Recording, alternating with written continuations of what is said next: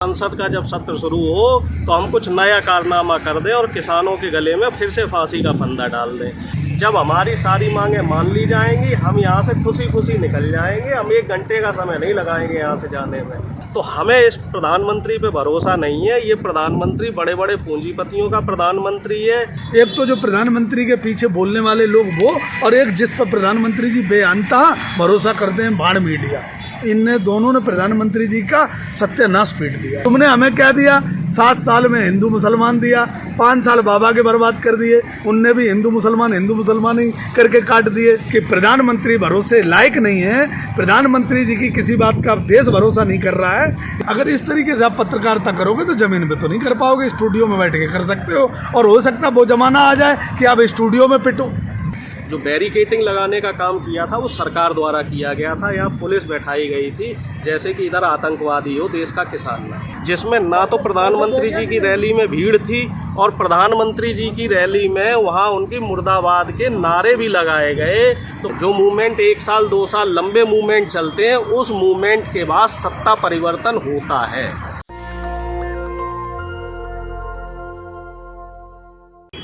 आज फिर हम यूपी और दिल्ली के बॉर्डर पे खड़े हैं। यही बॉर्डर जो पिछली मरतबा हमने दिखाया था आपको, कि जिसको लेकर मीडिया और अखबार में बार बार बात हो रही थी कि कैसे किसानों ने कब्जा किया हुआ है। इस पूरे उनकी बातों का खुलासा किया था हमने। किसान जो प्रवक्ता थे और जो प्रतिनिधि थे उस समय हमसे बात कर रहे थे, उनसे हम बात करके पूरा क्लियर किए थे कि ये कैसे दिल्ली का हिस्सा है जहाँ पे बैरिकेड किया गया है, जिसको लेकर बार बार कहा जाता है कि ये किसानों ने किया हुआ है, जबकि ऐसा नहीं है। ये किसान वाला ये हिस्सा यूपी में बैठे हुआ गाजीपुर में वो क्लियर है पूरा, ये हमने बताया था। आज हम उस मुद्दे पे बात कर रहे हैं जिस मुद्दे को पूरे देश भर में टीवी अखबार में बात हो रही है, लेकिन सबसे ज़्यादा सोशल मीडिया पे बात हो रही है, जिसको प्रधानमंत्री ने ऐलान किया है कि कृषि कानून ये वापस लिया जाएगा और इसको जैसे अब संसद का सत्र शुरू होगा उसमें हम इसको संवैधानिक ढंग से जो प्रक्रिया है ये पूरी कर देंगे हम इसको। लेकिन बावजूद इसके कि किसान नेता और किसानों में इस बात को लेकर भरोसा नहीं हो पा रहा है। ये किसान बोल रहे हैं कि जब तक वो संवैधानिक प्रक्रिया पूरी नहीं कर ली जाती है, MSP पे हमें जो कानून नहीं बना दिया जाता है, तब तक हम वापस नहीं जाएंगे।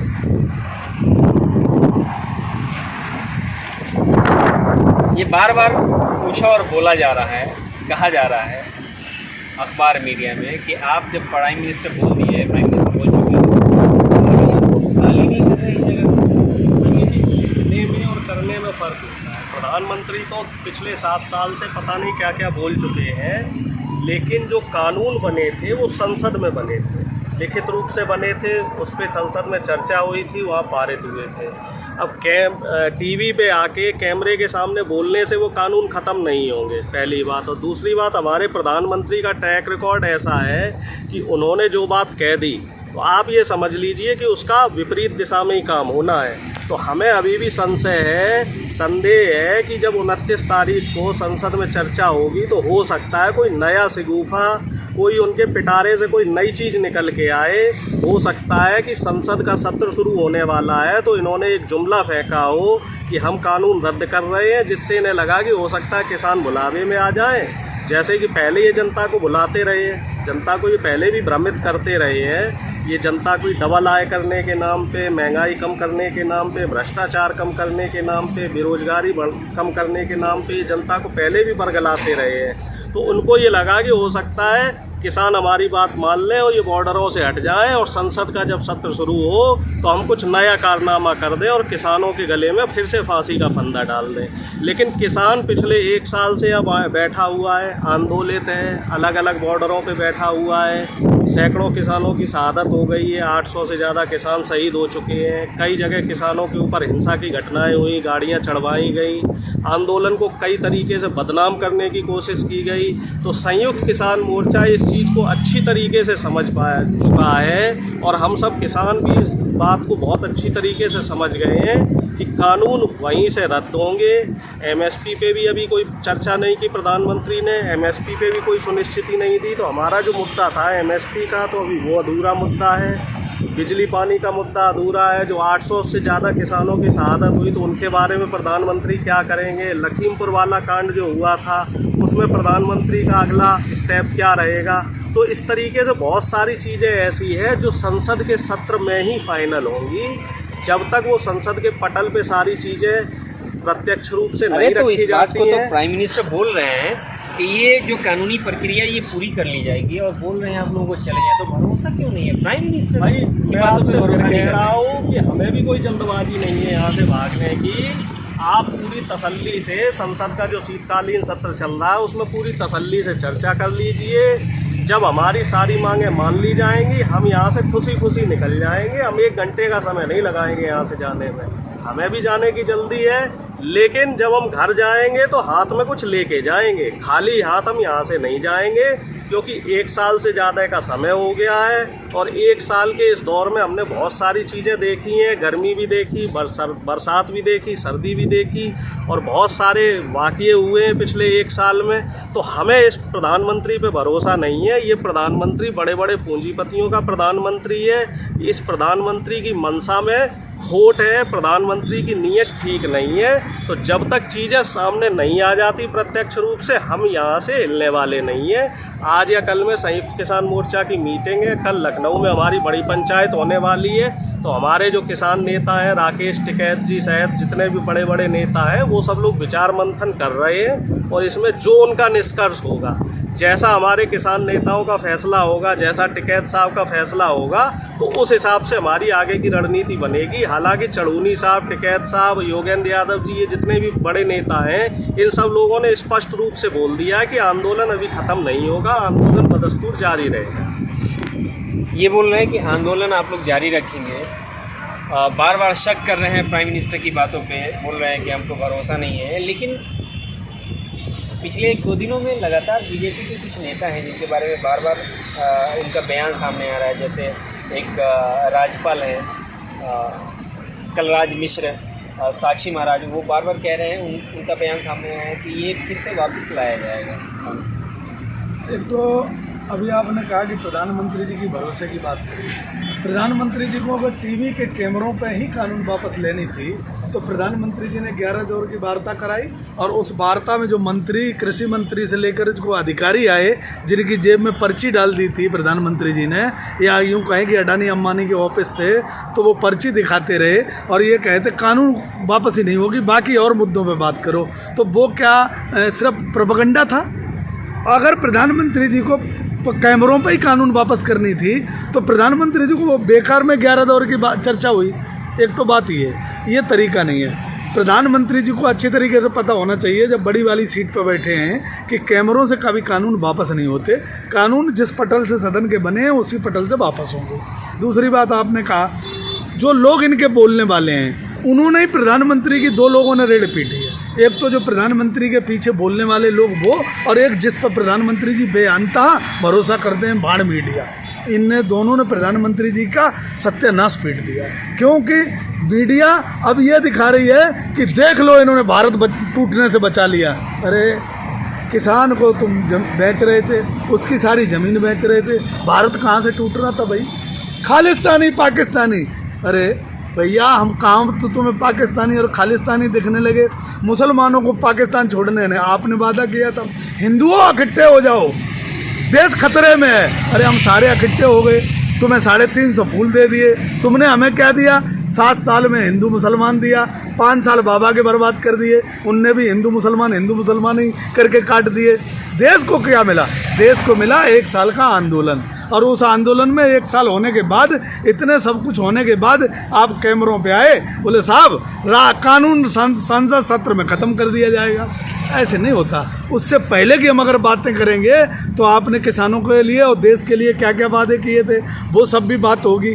इसलिए सबसे पहली बात यह है कि प्रधानमंत्री भरोसे लायक नहीं है। प्रधानमंत्री जी की किसी बात का देश भरोसा नहीं कर रहा है। इसलिए टीवी और उनके जो छोटे नेता, या यूँ कहें कि उनके जो अंधभक्त हैं, वो अपनी पीपड़ी बजाते रहते हैं, लेकिन किसान पर कोई फर्क नहीं पड़ता। किसान यहाँ से जब ही उठेगा जब काले कानून वापस होंगे। आप जिसकी बात कर रहे हैं कि एंकर की बात कर रहे हैं, वो एंकर का कुछ तबका इस वक्त नाराज़ है, कह रहा है कि हम धमकी सुने, लोगों की नाराजगी सहे, फिर भी हम इस कानून का समर्थन किया और आपने वापस ले लिया। देखो अंधभक्तों का कोई अपना नहीं, जमीन है। एंकर, टीवी एंकर की बात मैं कर रहा हूं। उन्हीं में उनमें क्या कम समझ रहे हो आप?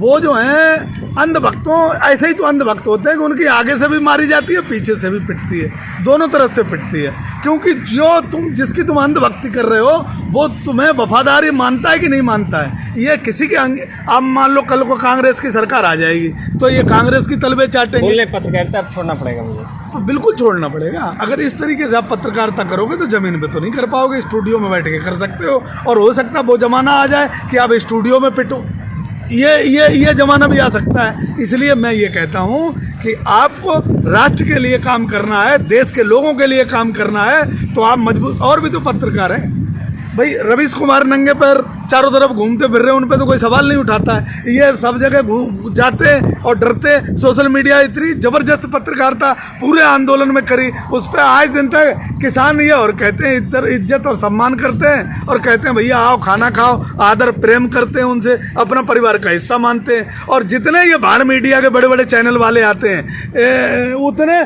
सब वहाँ से 2 किलोमीटर दूर से पत्रकारिता करते हैं और विशेषज्ञ आंदोलन के बनते हैं। तो इसलिए मैं कहता हूँ कि मोदी जी ने जो अंधभक्त हैं उनको भी धोखा दिया, और जो नेता उनकी सिर्फ उन्हें बचाने का कवर फायर कर रहे हैं वो भी धोखा खाएंगे। इसलिए मोदी जी किसी के नहीं हो सकते हैं। जिस किसान ने भर के झोली दी, 350 फूल दिए, बाबा योगी आदित्यनाथ जैसे मुख्यमंत्री जेल लिया, उनके कहने पे उत्तर प्रदेश को बर्बाद कर दिया, तो अब और किसानों से क्या चाहिए आपको? आप आखिरकार आपने काले कानून दिए, आपने माना कि ये काले हैं, इसलिए आपको वापस लेने पड़े। आपको अच्छी तरीके से समझ गया कि किसान पूरी बात समझ गया। NRC में हम बैठ गए, नहीं समझ पाए। हमने वो जो तुमने 2 बच्चों का कानून लाए, भाई आधे हिंदू खुशी हो गए, आधे समझ गए, उसमें भी तुमने बवाल कर दिया। लेकिन यहाँ तो एक प्लेटफार्म पे सब आ गए, लेबर की लेबर लॉ ख़त्म कर दी, किसान की ज़मीन ख़त्म कर दी, बस तुम देश के फिर भी हीरो बने। कोई नहीं, लाइक से ज़्यादा डिसलाइक आते हैं। ज़मीनें इनके लिए बची नहीं है, गांव में घुस नहीं पाएंगे, इसलिए इन्होंने ये प्रोपेगेंडा किया है। कानून जब तक सदन में वापस नहीं होंगे किसान नहीं मानेगा। ये बताइए कि इसको एक तबका, बड़ा तबका कह रहा है ये मास्टर स्ट्रोक के तौर पर देख रहा है, आप कैसे देख रहे हैं इसको कि ये मास्टर स्ट्रोक है प्राइम मिनिस्टर का, या फिर वाकई में उनका दिल पसीज गया है? भाई देखिए, ना तो इनका मास्टर स्ट्रोक है, ना इनका दिल पसीजा है। एक कहावत है, मरता क्या ना करता। 2 चीज़ें हैं जो मैं आपको बताना चाहूँगा। पहली चीज़ तो ये कि सुप्रीम कोर्ट का भी इस पर फैसला आने वाला था, और सुप्रीम कोर्ट के जो जज हैं उन लोगों ने मोदी जी को हिंट दे दिया था कि कहीं ना कहीं फैसला किसानों के पक्ष में आने की संभावना है। तो पहला भय तो मोदी जी को ये हुआ कि सुप्रीम कोर्ट की तरफ से इनकी किरकिरी हो सकती है, जैसे ये बैरिकेडिंग वाला मसला रहा, जिसमें पूरी मीडिया, जो बड़े बड़े चैनल थे, इनसे लेके सरकार ने सब ने तोहमत लगाई कि किसानों ने बॉर्डर रोक रखे। और जब सुप्रीम कोर्ट ने संज्ञान लिया तो उसके बाद आप देख रहे हैं बॉर्डर किसके द्वारा रोके गए थे। जो बैरिकेडिंग लगाने का काम किया था वो सरकार द्वारा किया गया था, या पुलिस बैठाई गई थी, जैसे कि इधर आतंकवादी हो, देश का किसान ना। और दूसरी चीज़ जो मैं आपको बताना चाह रहा हूँ, पंजाब के जो मुख्यमंत्री बने अभी चन्नी साहब, तो चन्नी साहब ने कई ऐसे फैसले ले लिए थे गुरु नानक जयंती से पहले, जो फैसले साफ तौर पे मोदी जी पे उल्टे साबित हो रहे थे। पहला फैसला ये लिया, जो किसान शहीद हुए हैं उनको मुआवजा देंगे, उनके घर में सरकारी नौकरी रहेंगी, ठीक है। और उसके अलावा उन्होंने ये कहा था कि ये कृषि कानून जो है वो इसमें पंजाब में नहीं लगेंगे, और पंजाब में MSP की सुनिश्चिति भी हुई। तो प्रधानमंत्री जी को अपना कद उनसे बढ़ाना था, तो इस वजह से इन्होंने, चूँकि सरदार और सिख जो कम्युनिटी है जिनके ऊपर पूरे 1 साल प्रधानमंत्री ने तोहमत लगाई, उन्हें खालिस्तानी और आतंकवादी बनाने का पूरा प्रयास किया गया, और ये बोला गया कि ये एक वर्ग विशेष का आंदोलन है, इस आंदोलन को सिर्फ सिख कम्युनिटी का आंदोलन बनाया था।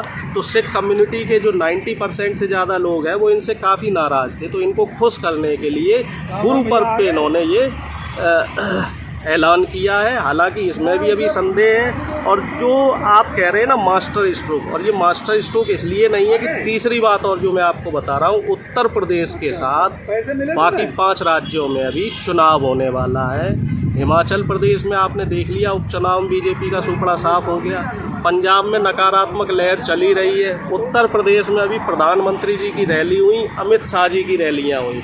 और इन रैलियों में शासन प्रशासन के दबाव में लाखों रुपया खर्च करके यूपी रोडवेज की बसें भरवा के भीड़ लाने की कोशिश की गई, लेकिन कई वीडियो ऐसे वायरल हुए हैं। आप सोशल मीडिया के साथियों ने कई वीडियो वायरल किए हैं जिसमें ना तो प्रधानमंत्री जी की रैली में भीड़ थी और प्रधानमंत्री जी की रैली में वहाँ उनकी मुर्दाबाद के नारे भी लगाए गए। तो प्रधानमंत्री जी को ये डर सताने लगा है कि ये 5 राज्यों में इनकी सत्ता खिसकने वाली है। इनमें से ज़्यादातर राज्य जो हैं उत्तर प्रदेश। तो फायदा होगा ना इसका? किसका? अब तो वापसी करेंगे फिर? नहीं, कैसे फ़ायदा होगा? एक बात बताइए मुझे, इमरजेंसी लगी थी, इंदिरा गांधी जी ने इमरजेंसी लगाई, ये चीज़ तो सबको पता है, इतिहास में भी लिखे थे। उसके बाद इंदिरा गांधी जी को जो जेपी आंदोलन हुआ उसके बाद से इमरजेंसी हटानी पड़ी। तो क्या 1977 में जो चुनाव हुआ था उसमें कांग्रेस की सरकार बनी? नहीं बनी। ये देखिए, इस तरह के जो मूवमेंट होते हैं, जो मूवमेंट 1 साल 2 साल लंबे मूवमेंट चलते हैं, उस मूवमेंट के बाद सत्ता परिवर्तन होता है। तो आप निश्चित तौर पे समझ लीजिए कि ये मोदी जी की जो सत्ता है ये खिसकने वाली है और इसकी शुरुआत जो है आपकी उत्तर प्रदेश से हो जाएगी। उत्तर प्रदेश में इन्हें पहले सत्ता से बेदखल किया जाएगा, उसके बाद आपका मध्य प्रदेश, राजस्थान, कर्नाटक, कई बड़े बड़े राज्यों में चुनाव है जहाँ पे इनको नेगेटिव इम्पैक्ट इसका मिलेगा। और 24 में, 2024 भी ज़्यादा दूर नहीं है, 2 साल का समय बचा है। 2024 में साफ तौर पे ये केंद्र से भी सत्ता से बेदखल होने वाले, क्योंकि ये आंदोलन अब जड़ तक पहुंच गया है। आप ये मत समझिए कि यहाँ गाजीपुर बॉर्डर, टिगरी बॉर्डर या सिंगू बॉर्डर तक सीमित है, 2 लाख या 4 लाख किसानों तक सीमित है। ये आंदोलन अब देश की हर जनता इसमें शामिल है, युवा वर्ग हो चाहे मजदूर हो। जैसे भाई साहब ने कहा लेबर लॉ पे क्यों चर्चा नहीं हो रही, भाई लेबर लॉ क्यों नहीं अभी लागू किया गया? कोरोना ख़त्म हुए तो जो लॉकडाउन था उसको ख़त्म हुए तो 6 महीने से ज़्यादा हो गया है ना, तो उस लेबर लॉ के बारे में प्रधानमंत्री जी क्यों चर्चा नहीं कर रहे हैं? तो ऐसे बहुत सारे मुद्दे हैं जिन पे अभी जंग लड़नी बाकी है। ये तो सिर्फ एक पहला मुद्दा था, इसके साथ बेरोजगारी, लेबर लॉ और तमाम मुद्दे हैं जिन पे अभी चर्चा होगी। तो आप लोग अब तो राजनीति ही करेंगे फुल टाइम? नहीं, राजनीति कहाँ है? ये बोल रहे हैं कि ये ख़त्म होगा कानून, दूसरे पे शुरू करेंगे आंदोलन। तो अब एक बात बताओ मुझे कि जब संयुक्त मोर्चा मजबूत हो गया है, मोदी जी ने कर दिया है, भाई अगर ये हमें खंजर न देते पेट और पीठ में दोनों में तो हमें आने की ज़रूरत ही नहीं थी। अब जब संयुक्त मोर्चा हो गया है तो अब किसान मांग कर रहा है कि अब लगे हाथ सारे मुद्दों पर बात हो जाए। आप मुझे बताओ कि इस देश के अंदर संयुक्त मोर्चा कोई नाम की चीज़ नहीं थी, छोटी मोटी अपनी यूनियन थी, 500 संगठन एक मंच पे आए और 47 का संयुक्त मोर्चा है। तो अब इस किसान इनसे कह रहा है कि भैया बहुत सारे मामले संयुक्त मोर्चा के सामने आए इस साल के अंदर। किसी की खेती में कब्जा हुआ, किसी का कुछ हुआ। मामला क्या है, प्रधानमंत्री जी को अपनी लोकप्रियता के अलावा देश में दूसरे किसी की लोकप्रियता अच्छी नहीं लगती। संयुक्त मोर्चा इस देश में लोकप्रिय हुआ है, प्रधानमंत्री को वो टेंशन है, इसलिए प्रधानमंत्री को आनंद फानंद में टीवी पे आना पड़ा, इसलिए सिर्फ टेंशन है। लड़ाई अब जारी रहेगी, जंगें बहुत होंगी, मुद्दे बहुत हैं इस देश में। अच्छा, पूछ हमें पकड़ा दी प्रधानमंत्री। वो समझ गए। एक बात बताइए, आखिरी सवाल लेते हैं आपसे। अब तो भाजपा का विरोध नहीं करेंगे आप लोग, अब तो सपोर्ट करेंगे। भाजपा की भलाई किस बात पे करेंगे, हमें ये बता दो। वापस ले लिया ना प्राइम मिनिस्टर ने। वापस लेने का मतलब 700 किसान हमारे वापस आ जाएंगे। जो विरोध अभी करेंगे। हाँ, 700-800 किसान शहीद हो गए, इतने किसान पर गाड़ियाँ चढ़वाई। जो किसान विकलांग हुए वो ज़िंदगी में पैरों पे खड़े नहीं हो सकते। टहनी जो है उसका अभी तक इस्तीफा नहीं लिया गया। जिन बेटियों के बलात्कार हुए भाजपा सरकार में, और ये पूरी की पूरी सरकार बलात्कारियों के साथ खड़ी रही, किसानों की ज़मीन पर कब्जा होता रहा, बिल्डोजर चलता रहा और इनके लोग ज़मीन पुलिस के साथ खड़े रहे। गरीबों के साथ कौन था भाई? सरकार, आप वोट की बात कर रहे हो, किस मुद्दे पे ये वोट मांगेंगे मुझे ये बता दो भाई। एक बात बताओ, कहीं दुनिया में एक किस्सा ऐसा बता दो कि जिसमें बेटी का बलात्कार हुआ हो, वहाँ की सरकार बेटियों के साथ, बलात्कारियों के साथ खड़ी हो। ये सरकार है जो बलात्कारियों के साथ खड़ी हुई। आतंकवादी अगर देश में हमला हुआ है तो आतंकवादियों के साथ खड़ी हुई। अगर चाइना ने हमारे देश की कब्जा कर लिया तो चाइना के साथ खड़ी हुई। ये सरकार कैसी है, ये देश नहीं समझ पा रहा है। 350 फूल, गरीब माँ का बेटा और 56 इंच का छाती, आंख मिला के बात करूंगा, आंख झुका के बात नहीं करूंगा। क्या हुआ भाई प्रधानमंत्री जी? तुम तो आंख मिलाने वाले थे। आज चाइना 200 किलोमीटर अंदर घुसा है, देवेंद्र उनसे एनआईए ने क्लीन चिट दे दी। हाथरस में बेटी का बलात्कार हुआ, आपके लोग बलात्कारियों के साथ खड़े रहे, जेल में मुलाकात, चिट्ठियां लेते रहे उनसे। तो इस देश को ले जाना कहाँ चाहते हैं ये? बेटी पढ़ाओ बेटी बचाओ, बेटी का बलात्कार हुआ। हम शिक्षा यहाँ बढ़िया नीति लगाएंगे, ऐसी शिक्षा नीति लगाई कि स्कूल और कॉलेज और डिग्री कॉलेज सब गिरवी रख दिए। हमसे कहा था डबल आय कर देंगे, साली हमारी ज़मीन बेच दी। कहा 2 करोड़ रोजगार देंगे, अब मोदी जी छाती ठोंक के कहते हैं कि हमने 3000 कंपनियां बंद कर दी। अरे साहब, वो कंपनियां बंद कर दी तो वो लोग रोजगार कहाँ पाए? वो रोजगार क्या लोग क्या कर रहे हैं वो तो बता दो। मोदी जी को पता नहीं। तो ये देश भटक गया है। इस देश को मोदी जी की सत्ता आने के बाद इस देश के समझ में नहीं आ रहा है सत्ता में बैठे लोगों के कि करना क्या है। इसलिए सरकार पूरी तरीके से विफल है, उत्तर प्रदेश की हो चाहे देश की हो। एक बात तो बहुत सही कहा इन्होंने कि जब भी लंबा कोई आंदोलन होता है, मूवमेंट चलता है, तो सत्ता का परिवर्तन होता है। इतिहास देखेंगे तो पता चलेगा कि जेपी आंदोलन हो या अन्ना हजारे का आंदोलन हो, अभी मौजूदा वक्त में सबसे बड़ा आंदोलन जो किसान आंदोलन, इसके बाद जेपी आंदोलन के बाद भी सत्ता परिवर्तन हुआ था। अन्ना हजारे का जब आंदोलन होता था, ये दिल्ली में हुकूमत बदली थी, सत्ता का परिवर्तन हुआ था। अभी मौजूदा वक्त में किसान आंदोलन बड़ा मूवमेंट है। इस मूवमेंट ने युवा हो, छात्र हो और समाज के अलग अलग हिस्से के सारे लोगों को जोड़ा है। और लगभग 1 साल किसी आंदोलन को चलाना बड़ी बात। 700 से ज़्यादा किसानों की मौत हुई है। प्राइम मिनिस्टर ने ऐलान तो कर दिया है कि इस कृषि कानून को वापस लिया जाएगा, लेकिन एक हिस्सा जहां बता रहा है कि इसको मास्टर स्ट्रोक के तौर पे देख रहा है, वहीं किसान लोग बता रहे हैं कि नहीं, ये मास्टर स्ट्रोक नहीं है, दरअसल इनका फेल्योर है, जो कि साफ इनको पहले नजर आ गया था। इसको छुपाने के लिए इन्होंने लिया था। जो हिस्सा बता रहा है कि ये यूपी के अलावा जो 4 हिस्से में विधानसभा के चुनाव हो उसमें इसका फ़ायदा होगा, ये बहुत मुश्किल है कहना। आने वाले वक्त में 5 विधानसभा में चुनाव है। अगर इस मकसद से सरकार ने इस तरह का बड़ा फैसला लिया है, इसका कितना फ़ायदा होगा ये तो आने वाले वक्त में पता चलेगा। सहयोगी मनोज के साथ मैं जसमुल, national Dastak, Ghazipur border. National Dastak की आपसे गुजारिश है कि अगर इसको बचाना चाहते हैं तो नेशनल दस्तक को सब्सक्राइब करने के लिए रेड कलर के सब्सक्राइब बटन को दबाएं, फिर बेल आइकन की घंटी दबाएं। नेशनल दस्तक को बचाने के लिए बहुत जरूरी है कि हर खबर को शेयर करें, लाइक करें, कमेंट जरूर करें।